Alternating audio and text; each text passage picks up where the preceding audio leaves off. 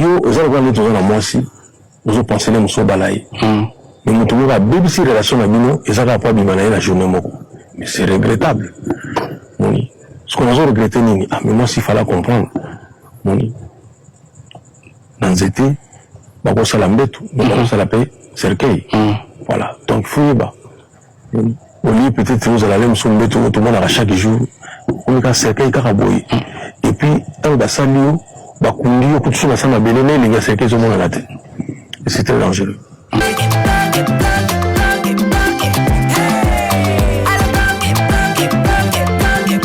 Oyoki elengi ya Congo. Tapez les mains, tapez les mains, tapez les mains, tapez les mains, tapez les mains, tapez les mains, tapez les mains.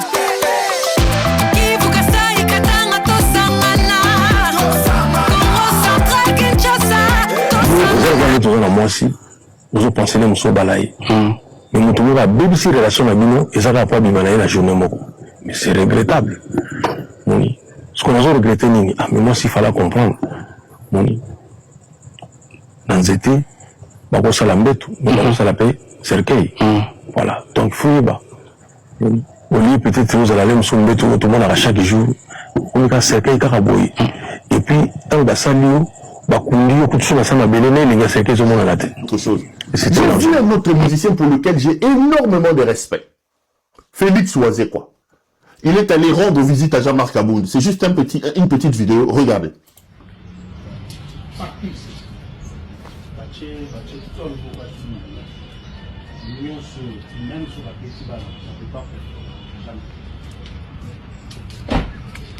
Ah, c'est comme ça qu'on me dit, va vite entrer dans les études, parce que il parle que...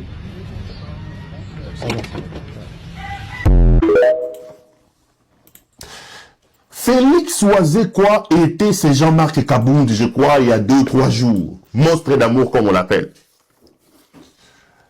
Mais j'ai décidé d'en parler parce que j'ai vu une polémique.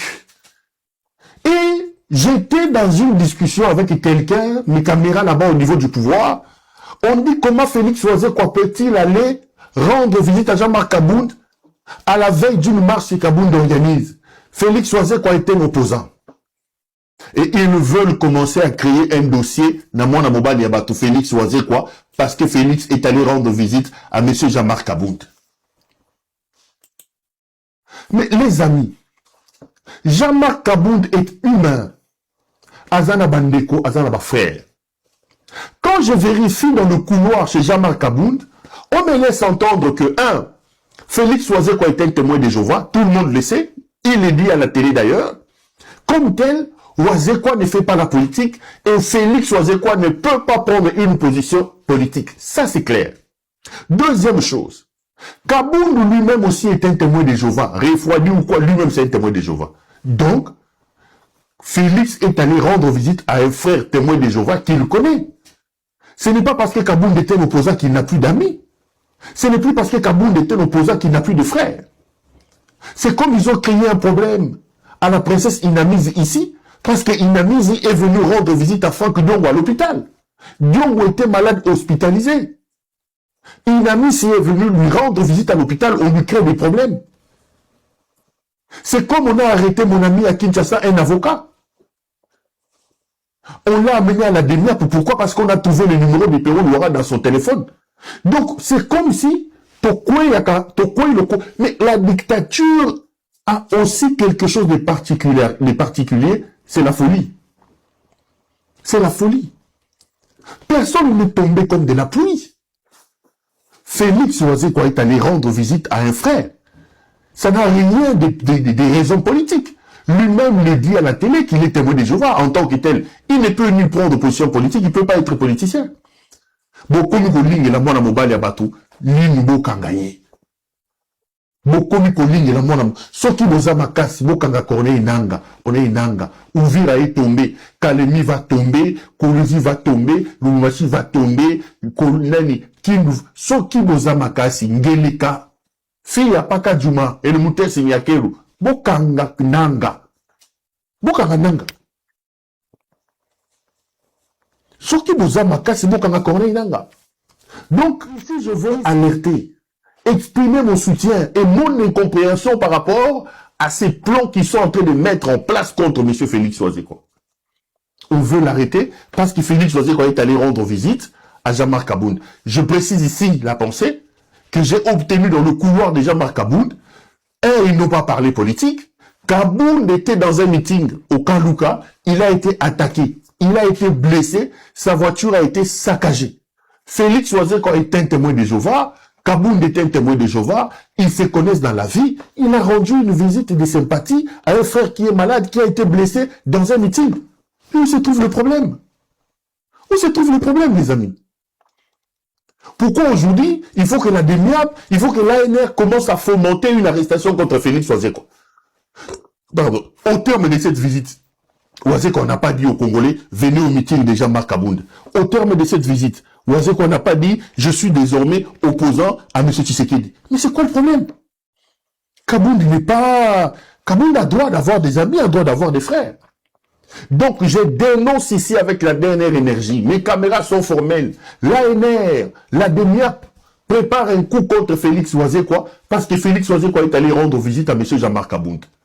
Je vous dénonce avec la dernière énergie. Kabound est clair. Cette visite n'était pas une visite politique. C'est deux frères témoins de Jéhovah qui se connaissent. Un frère a été blessé et Félix Oazeko est allé rendre visite à son frère qui a été blessé, dont la voiture a été saccagée par les voyous de l'UDPS. On ne peut pas en faire un problème. On ne peut pas en faire un problème. La dictature ne doit pas devenir une folie. On ne peut pas faire un problème de ça. Donc, laissez M. Oazeko tranquille. J'espère que c'est clair. Nyakeru. Yebisa Mobali na Yowana. Arrêtez vos bêtises là. Arrêtez vos bêtises. Vos jours sont comptés. Vos jours sont comptés, arrêtez de bêtises. Bossi Moyebi Mingi, Bobomi Mingi, arrêtez de bêtises. Mais, mon cher ami, vous savez qu'à ce jour, je n'aime plus faire le procès de Kabila. J'ai fait un grand procès à ce monsieur pendant 18 ans.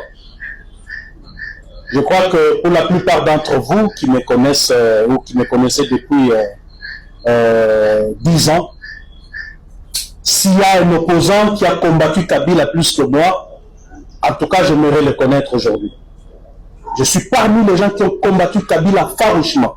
Je peux me placer en première position parce que c'était facile de faire la politique contre Kabila ici à Kinshasa, mais moi j'ai combattu Kabila chez lui, dans son village natal. J'ai hissé les drapeaux de l'UDPS. J'ai été l'opposant farouche dans le village natal de Kabila, ce qui n'était pas donné à tout le monde. Donc aujourd'hui, je ne peux plus continuer à faire le procès Kabila. Le monsieur là, il a fait ce qu'il a fait, il a laissé le pouvoir. Je crois qu'il est temps de l'oublier. Pour moi, nous sommes dans un procès aujourd'hui contre Félix Tshisekedi parce qu'il le gère mal. Il gère exactement comme le faisait Kabila. Parce qu'aujourd'hui, je ne peux pas nier mon propre combat. Je ne peux pas nier ce que j'ai fait hier. J'ai combattu Kabila parce qu'il gérait mal le pays. Le pays était mal gouverné, dans la dictature. Le peuple était soumis à la misère, à la pauvreté, pendant qu'une petite élite s'enrichissait de manière éhonteuse. Et ça, je l'ai dénoncé de manière forte. Et c'est ce que je continue de faire aujourd'hui, parce que Tshisekedi est sur la bonne voie de Kabila, et je dirais qu'il est en train même de perfectionner cette voie. Jean-Marc Abound a programmé sa marche depuis très longtemps. Il a parlé du 15 décembre. C'est pour ce lundi. Mais il avait annoncé depuis. Il a annoncé depuis très longtemps, avant qu'Ouvira ne tombe, avant qu'on signe les accords de Washington. Il a commencé à préparer la population. Il est descendu dans les rues de Kinshasa pour sensibiliser les Congolais. Ah, il sensibilisait quand il a eu la pierre. Justement. On a même vu d'ailleurs les avocats et collectifs là, aller porter plainte contre le ministre des Droits Humains, Samuel Bemba, parce qu'il y a eu un groupe de jeunes qui se sont identifiés en lui en disant qu'ils ont été envoyés par Kanlouka pour empêcher Jean-Marc Abound à tenir son meeting. Il a été blessé, sur une zone crânienne, ça pouvait quand même... oui, très grave, hein, là c'est la tête. Hein. Oui, mais malheureusement, Dieu merci, il a été traité, il se sent mieux. Il est descendu dans le riz de Kinshasa, sensibiliser les Kinois à participer à la marche du 15. Il dit justement que le président, Félix Tshisekedi, il était le seul à prêter serment, à prendre l'engagement de sécuriser la population, défendre l'intégrité territoriale. Eh bien, il estime que, puisque ce n'est pas fait actuellement, il descend dans la rue pour dire non à ces... C'est constitutionnel, ça. C'est constitutionnel, justement. Oui. Ce sont des libertés fondamentales qui sont consacrées dans la Constitution. Oui. Vous avez parlé au tout début de cette émission de ce qui se passe du côté de l'hôtel de ville de Kinshasa. Oui, l'hôtel de ville a semblé interdire la marche à travers un communiqué, mais Jean-Marc Abound, malgré ça, malgré cette interdiction... On est en information, hein. On est en information. On n'interdit pas de marche. Jean-Marc Abound a maintenu sa marche du 15, pourquoi? Parce qu'il estime que c'est une violation des libertés fondamentales. Une violation, pourquoi? Parce que quand vous lisez le communiqué de l'hôtel de ville, il dit que non, l'itinéraire est dans une zone interdite. Non, il n'y a pas de zone interdite. La Constitution... C'est où la zone interdite? Oui, ben, il dit que non, l'itinéraire des organisateurs de la marche est dans une zone interdite. Non, les animateurs des institutions ont toujours cette facilité d'utiliser des moyens qui ne sont pas bons pour museler l'opposition. Pourtant, Nani Bumba est un produit de l'IDPS. Il connaît ce qu'on appelle la liberté d'expression, la liberté de marche. Lui-même, il marchait autrefois. Justement. Moi, j'ai des images de Félix Tshisekedi à l'échangeur de l'unité là-bas. Il y avait une marche qui était interdite par, à l'époque, Gentini Lobila. Et lui, il a marché avec Henri Touamo, avec le Congo, etc. Et tout ce qu'on lui demande, c'est d'encadrer la marche. D'encadrer la marche, parce que c'est une expression populaire. C'est une expression populaire par rapport à ce qui se passe au pays. Mais celle de l'UDPS, c'est autorisé ou pas? Bien entendu, c'est autorisé. Chaque dimanche, on voit que l'UDPS tient ses meetings. Mais alors, pourquoi on autorise pour l'UDPS et on interdit pour Kabound? C'est à ce niveau, justement. C'est à ce niveau, justement, que Jean-Marc Abound a déjoué les pronostics de l'opposition YAPT. Il a déjoué les pronostics de l'opposition YAPT. Parce qu'on disait que l'opposition YAPT, il n'y avait pas de manifestations, il n'y avait pas de marches, il n'y avait rien. Et lui, il est sorti de la prison, il a dit non, on va investir la rue, et il investit la rue. Je voudrais dire quelque chose. Lorsque le pouvoir, le gouverneur dit que non, l'itinéraire est dans une zone interdite, qu'est-ce qu'on veut? C'est pas la zone interdite, moi je veux savoir. Ils disent que à la place échangeur, c'est une zone interdite parce que le point de départ, c'est la place échangeur. C'est là que Jean-Marc Abound a donné rendez-vous à tous les marcheurs, à tous les Chinois. On a la cité là. C'est pas la Gombe là. Oui, justement, c'est pas la Gombe. Lui estime que c'est une zone interdite. Mais tout simplement pourquoi? Parce que on ne veut pas que la marche se fasse sentir au sein de l'opinion congolaise. On veut vous donner une zone qui ne va pas inquiéter le pouvoir. À Maluku, par exemple, vous marchez à Maluku. Qu'est-ce que ça veut dire marcher à Maluku? On vous dit, si vous voulez marcher, allez-y à Maluku, marcher, et puis ça ne veut rien dire. Non, la marche, on l'organise pour exprimer quelque chose. C'est un moyen de pression. Et ce moyen de pression, c'est justement par rapport à la zone, justement. Et quand il y a une zone qui a été choisie, l'autorité n'a qu'à encadrer la marche. D'ailleurs, ça pourrait être une bouée de sauvetage pour le pouvoir. Absolument. Parce que justement, et quand on parle comment dire, décrispation, on en parlera tout à l'heure, dialogue interne, ça passe. Je vais rester, je demande, je dis que je reste ici jusqu'à demain matin. Est-ce que vous faites le monde de Ngangaï? Il y en a aussi qui on est dit. Non.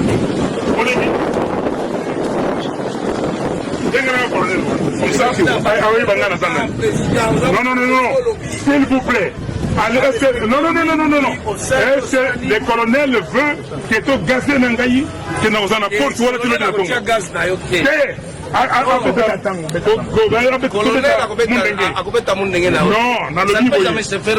On vous a donné déjà le temps puisque on n'était pas informé. Il n'y a pas d'autorisation possible dans la loi congolaise. Il n'y a pas d'autorisation. On demande, on informe les autorités municipales ou urbaines quand c'est une manifestation sur le lieu public. C'est d'ailleurs à l'hôpital Nogawa. ok, la commune mais dans une salle privée. Mais vous êtes l'État. Comment vous pouvez faire exercer la loi pour faire appliquer la loi? Vous ne connaissez pas la loi. Ok? Mais tout ça, pourquoi tout ça? Vous pratiquez tout ça. Ok? Si je ne vois pas les colonels là, je ne peux pas. Non.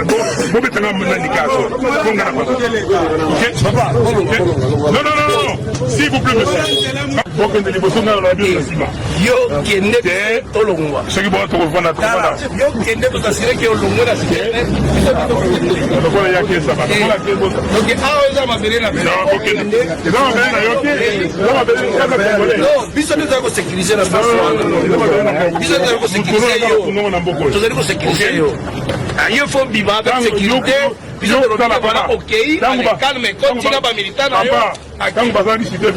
Les Congolais méritent bien mieux qu'un président qui voyage plus qu'il ne gouverne. Ils méritent un chef, pas un touriste politique. Il faut avoir le courage de dire la vérité. Félix se comporte moins comme un chef d'État que comme un passager perpétuel en classe affaires. Il laisse un pays en pleine crise pendant qu'il multiplie les déplacements sans le moindre résultat concret. Au lieu d'affronter la misère, l'insécurité et le découragement qui rongent son pays, il préfère s'envoler aux quatre coins du monde comme si chaque voyage était un trophée. C'est une fuite en avant permanente, un refus clair d'assumer ses responsabilités. Pendant que les Congolais manquent de tout, lui ne manque jamais un avion. C'est indécent. Ce dont le Congo a besoin, ce n'est pas d'un dirigeant qui cherche des réponses à l'étranger, mais d'un leadership solide, enraciné dans les réalités locales, capable de mettre en place des solutions concrètes pour son peuple, et qu'on arrête une bonne fois pour toutes avec cette illusion selon laquelle la France viendrait sauver le Congo. La France n'a même plus les moyens de protéger correctement ses propres citoyens, de soutenir ses propres travailleurs, d'assurer la dignité de ses propres familles. Nous faisons face à une inflation galopante, à une insécurité quotidienne, à des services publics qui s'effondrent. Alors imaginez que nous pourrions résoudre les problèmes gigantesques du Congo. C'est presque insultant pour les deux peuples. Le Congo souffre et lui se contente d'enchaîner les photos, les poignées de main et les discours vides. C'est une mascarade. Et le plus grave, c'est cette idée totalement déconnectée que la France viendrait miraculeusement résoudre les problèmes du Congo. C'est une fuite de responsabilité, presque une tentative de transférer l'échec de sa gouvernance sur d'autres. Mais la France n'a ni les moyens, ni la vocation de rattraper les erreurs d'un dirigeant qui refuse de faire le travail pour lequel...